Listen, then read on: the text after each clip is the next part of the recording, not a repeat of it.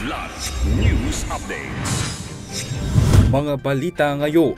Unang kasangga exercise sa Mindanao ng Philippine at Australian armies, pinalakas pa ang defense cooperation. Dalawang pleadings isinumite ng House Prosecution Panel sa Impeachment Court. 20 million pesos na halaga ng smuggled na sigarilyo nasabat sa Misamis Oriental. 8 arestado.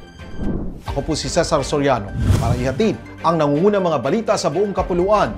Ngayon, Formal nang nagtapos ang unang kasangga bilateral exercise sa pagitan ng Philippine Army o PA at Australian Defence Force o ADF noong Hunyo 24, 2025 sa Camp Evangelista, Cagayan de Oro City. Ayon kay Army spokesperson Colonel Louis de Maala, ang kasangga 2025-1 ay bahagi ng Philippine-Australia Army-to-Army exercise na naglalayong palakasin ang ugnayang depensa ng dalawang bansa. Mahigit 140 tropa mula sa 504th Combat Engineer Battalion, 4ID, 10ID at 70 Australian soldiers ang nagsanay sa loob ng isang buwan sa jungle at urban operations, breaching, combat casualty care, survival at reconnaissance. Binati ni Lieutenant General Rex Luis Bergante ang mga kalahok at hinikayat silang ipagpatuloy ang natutunan upang mapanatili ang kapayapaan sa rehiyon. Nagpahayag din ng pasasalamat si Major General Mark Asco ng ADF sa mainit na pakikipagkaibigan at layuning magkaisa para sa seguridad ng Indo-Pacific.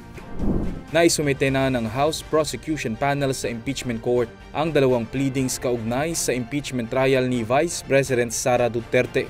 Isa rito ay ang submission batay sa resolusyong inadapt ng House of Representatives na nagsisertipika na ang Articles of Impeachment ay sumusunod sa saligang batas. Giit ng prosecution, walang legal na basihan ang pagbabalik ng Articles of Impeachment noong Hunyo 10. Bukod dito ay nagsumite rin ng panel ng manifestation with resubmission of entry of appearance na naglalaman ng listahan ng mga pangalan ng mababatas na tatayong prosecutor. Nakatakda rin magsumite ng tugon ng prosecution sa answer ad cautelam o sagot ni VP Sara sa impeachment summons. Bagamat sinabi ni Senate President at Presiding Officer Cheese Escudero na hindi required ang panel na sumagot dito. Umaasa naman ang panel na dahil sa naunang tugon ni VP Sara ay uusad na ang pre-trial ng kaso.